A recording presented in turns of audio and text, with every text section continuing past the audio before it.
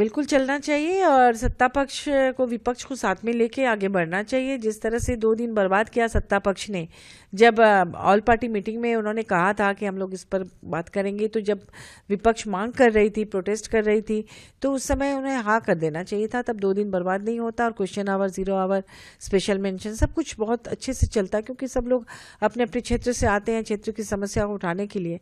और जब वो नहीं हो पाता है तो सबको मायूसी होती है।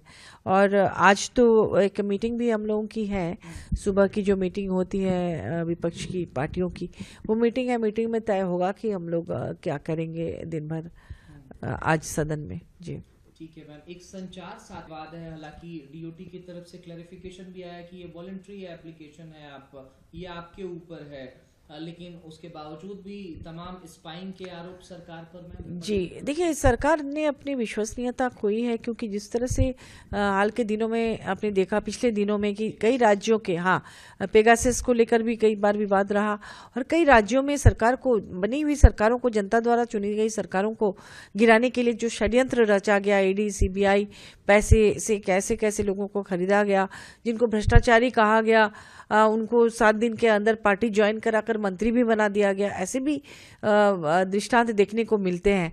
इसी वजह से सरकार के प्रति लोगों का विश्वास कम हुआ है या नहीं है। तो ऐसे में अगर भारत ये जो संचार साथी ऐप है, वो उसके आने से लोगों के मन में तरह तरह से शंकाएं आ रही हैं कि कहीं ये जासूसी ऐप तो नहीं है। और तो सरकार को इसको क्लियर करना चाहिए। और जैसे कि मंत्री जी ने जो कहा कि ये मैंडेटरी नहीं है, लेकिन जो गजट आया है उसे पढ़ के लगता है कि मैंडेटरी है, क्योंकि जो मैन्युफैक्चरिंग कंपनियां हैं उनके पास ये संदेश भी गया है कि 90 डेज के अंदर हर सेट पे ये डाला जाए, ऐसा कहा जा रहा है। और दूसरी बात कि एप्पल जैसी कंपनियों ने इस पर अपना कमेंट किया है, लोग कह रहे हैं कि हम नहीं करेंगे, अपने सेट पे नहीं डालेंगे।